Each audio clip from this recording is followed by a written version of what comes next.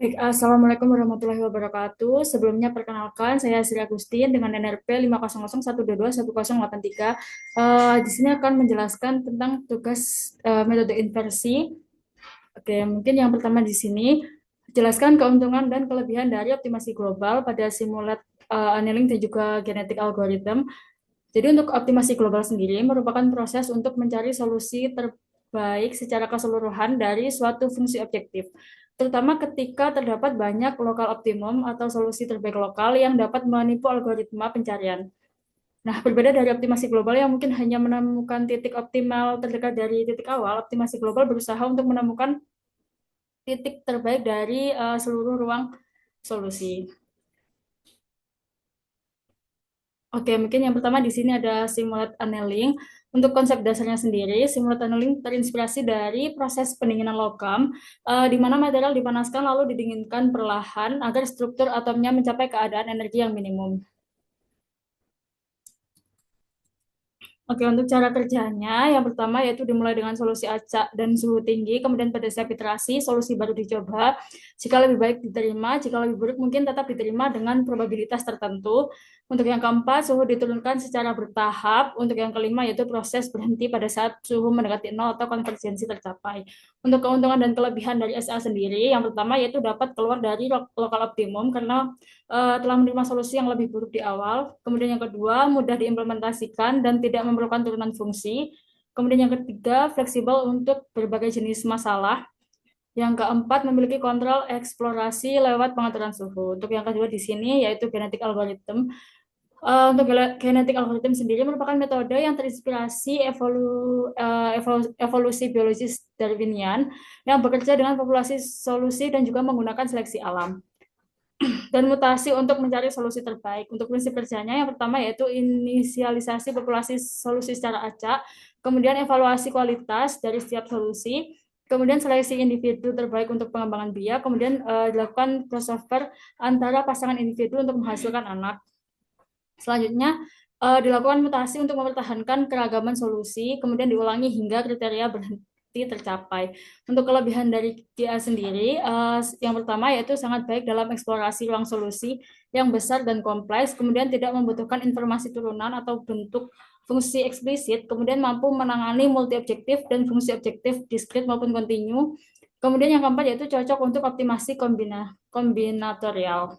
Oke, untuk yang kedua di sini yaitu jika data digenerasi menggunakan persamaan Y sama dengan cos omega 0 M1X plus M1 dan M2 dengan true model M1-nya 2,5, M2-nya 6,0 dan omega 0-nya 20 dengan X bernilai 0 sampai 2. Tentukan inverted model M1 dan M2 dengan simulated annealing dan juga genetic algorithm. Untuk yang pertama di sini yaitu untuk SA didapatkan grafik sebagai berikut yang menunjukkan hasil pemodelan menggunakan metode SA. Untuk gambar yang pertama yang di sebelah kiri itu menampilkan data observasi nasib pada yang merah, kemudian dan kurva model true pada hitamnya. Terdapat variabel X-nya juga yang menunjukkan data pengamatan memiliki noise tetapi masih mengikuti pola model yang sebenarnya. Pada gambar kedua menunjukkan grafik konvergensi biaya atau cost dari algoritma SA terhadap jumlah iterasi. Kemudian terlihat bahwa nilai cost-nya menurun di awal iterasi kemudian stabil mendekati nol. Hal ini menandakan bahwa proses optimasi berhasil meminimalkan error. Kemudian pada gambar yang ketiga itu menunjukkan evolusi parameter M1 dan M2 terhadap iterasi di mana nilai-nilai parameter pada garis biru dan juga merah secara bertahap mendekati nilai parameter yang sebenarnya, yaitu M1 dan M2. Oke, mungkin di sini untuk hasilnya pada bagian kode parameter awal diinisialisasikan secara acak dalam batas 0,8 untuk M1 dan M2. Kemudian ditampilkan bahwa nilai parameter sebenarnya M1-nya 2,5, M2-nya 6,0, sementara hasil estimasi dari algoritmanya untuk M1 didapatkan 2,498, untuk M2 didapatkan 6,024. Kemudian untuk GA di sini menunjukkan 3 grafik juga. Untuk yang sebelah kiri menunjukkan evolusi error selama iterasi di mana rata-rata pada birunya mengalami fluktuasi namun cenderung menurun. Sementara error minimum yaitu pada merah menunjukkan perbaikan konvergen menuju nilai optimal. Grafik yang di tengah memperlihatkan konvergensi nilai estimasi parameter M1 dan M2 terhadap nilai sebenarnya yaitu hijau. Untuk grafik yang kanan itu membandingkan nilai yang tanpa noise dan juga dengan noise. Yang tanpa noise-nya hitam, dengan noise-nya itu ada merah. Oke, mungkin di sini didapatkan hasil pada common window-nya dengan parameter model sebenarnya pada M-true-nya 2,5 dan juga 6,0, sedangkan hasil estimasinya menunjukkan MS-nya 2,50071, kemudian 5,999050. Perbedaan nilai estimasi tersebut dan juga nilai sebenarnya itu sangat kecil, menunjukkan bahwa algoritma mampu mengestimasi parameter dengan akurasi yang tinggi. Oke, selanjutnya di sini untuk nomor 3, jika DOBS-nya diberikan noise dengan menggunakan random number dari distribusi normal M-nya 0, S-nya sama dengan 0,3, dapat kita tentukan simulate annealing-nya dan juga genetik algoritmnya. Untuk yang pertama di sini, untuk SA-nya, didapatkan grafik sebagai berikut. Kemudian didapatkan nilai pada common window-nya. Di sini untuk M1-nya, M-true-nya di sini adalah 2,5 dan juga 6,0. Didapatkan nilai M1-nya sebesar 2,4994 dan juga M2-nya 5,9944. Perbedaan juga sangat kecil yang menunjukkan bahwa algoritma berhasil mengestimasi parameter model dengan akurasi tinggi meskipun data mengandung noise. Kemudian untuk yang GA-nya didapatkan grafik sebagai berikut. Dan juga didapatkan nilai untuk M-true-nya di sini ada 2,5 dan juga 6,0, sedangkan hasil estimasinya pada MS-nya menunjukkan 2,501778 dan juga 5,970857. Perbedaan nilai estimasi tersebut juga sangat kecil, menunjukkan bahwa algoritma mampu mengestimasi parameter dengan akurasi yang tinggi.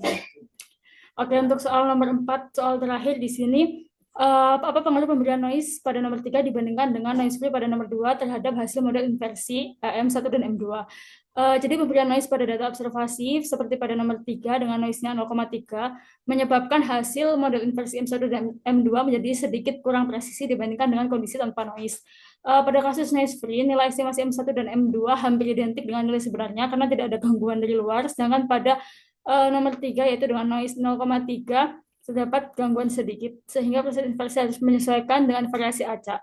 Hasilnya, meskipun nilai M1 dan M2 masih cukup dekat dengan nilai sebenarnya, tetapi terdapat deviasi kecil akibat usaha dari algoritma untuk menyesuaikan model terhadap data yang tidak sepenuhnya mencerminkan sistem fisik asli. Singkatnya, pemberian noise mengurangi akurasi estimasi parameter, namun metode inversi yang baik tetap mampu memberikan estimasi yang cukup mendekati nilai sebenarnya.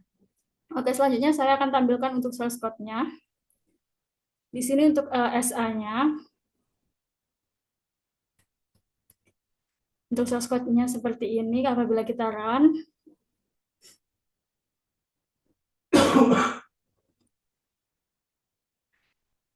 oke, akan didapatkan nilai M1-nya 2,4926, kemudian M2-nya 6,0695 dan juga grafiknya sebagai berikut.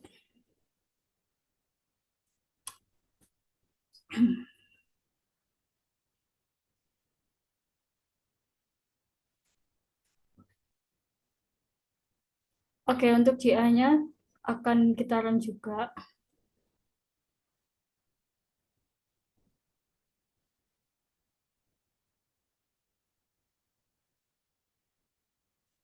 Oke, didapatkan grafik sebagai berikut. Dan juga didapatkan nilai M terus dan juga MS-nya. Untuk MS-nya di sini 5,196137 dan juga 2,893.290. Oke. Sekian presentasi dari saya. Apabila ada kurang lebihnya mohon maaf. Wassalamualaikum warahmatullahi wabarakatuh.